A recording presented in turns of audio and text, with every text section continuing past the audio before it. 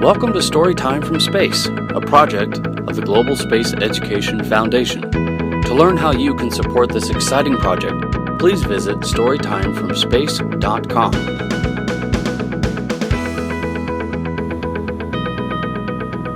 Hello, and welcome to the International Space Station. I'm astronaut Kate Rubins, and today we're going to read a book about Rosie Revere, engineer, by Andrea Beaty and illustrated by David Roberts.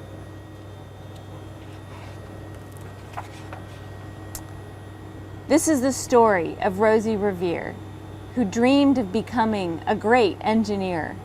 In Lila Greer's classroom at Blue River Creek, young Rosie sat shyly, not daring to speak. But when no one saw her, she peeked in the trash for treasures to add to her engineer's stash.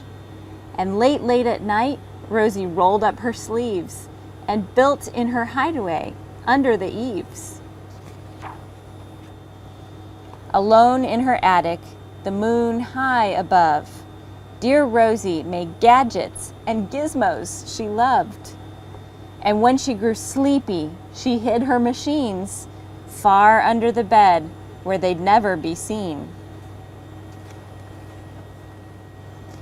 When Rosie was young, she had not been so shy.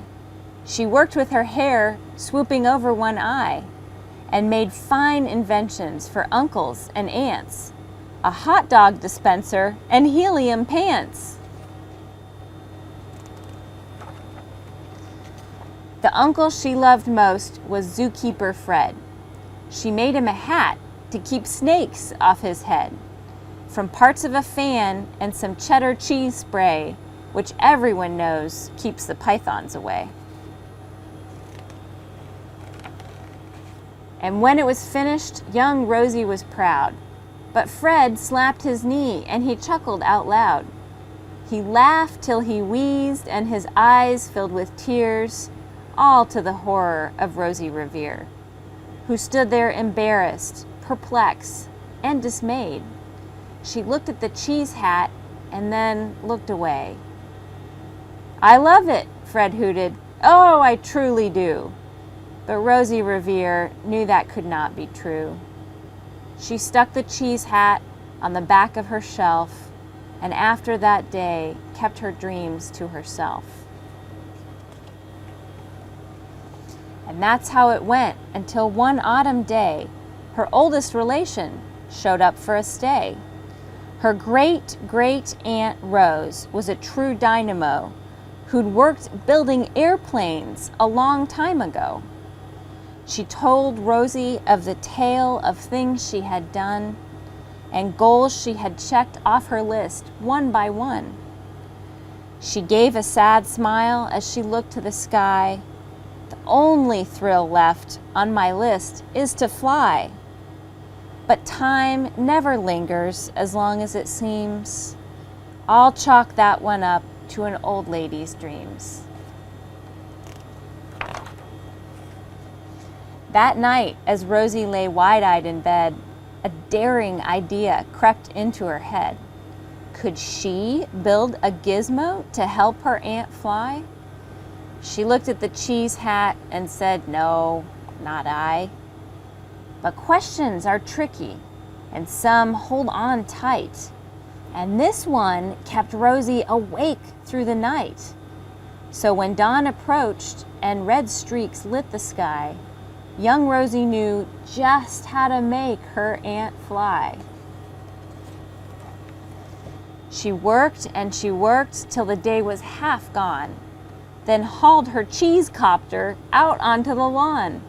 She gave her invention a test just to see the ridiculous flop that it might turn out to be. Strapped into the cockpit, she flipped on the switch. The helio cheese copter sputtered and twitched. It floated a moment and whirled round and round, then froze for a heartbeat and crashed to the ground. Then Rosie heard laughter and turned round to see the old woman laughing and slapping her knee. She laughed till she wheezed, and her eyes filled with tears, all to the horror of Rosie Revere, who thought, "Oh no, never, not ever again will I try to build something to sputter or spin, or build with a lever, a switch, or a gear, and I will never be a great engineer."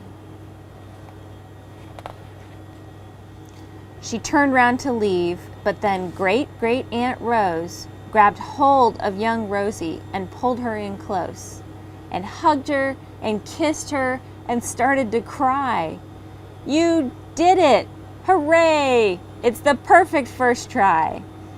This great flop is over. It's time for the next." Young Rosie was baffled, embarrassed, and perplexed. "I failed," said dear Rosie. "It's just made of trash. Don't you see it? The cheese copter crashed." "Yes," said her great aunt, "it crashed. That is true. But first, it did just what it needed to do. Before it crashed, Rosie, before that, it flew."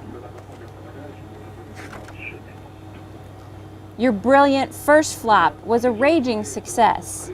Come on, let's get busy, get on to the next." She handed a notebook to Rosie Revere, who smiled at her aunt as it all became clear. Life might have its failures, but this was not it. The only true failure can come if you quit. They worked till the sun sneaked away to its bed. Aunt Rose tied her headscarf around Rosie's head and sent her to sleep with a smile ear to ear, to dream the bold dreams of a great engineer. At Blue River Creek, all the kids in grade 2 build gizmos and gadgets and doohickeys too. With each perfect failure, they all stand and cheer, but none quite as proudly as Rosie Revere.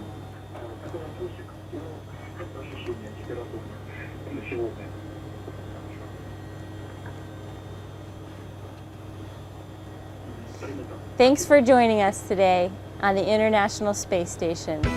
We have a lot of engineers working for us, and someday I hope we have Rosie Revere working for us too.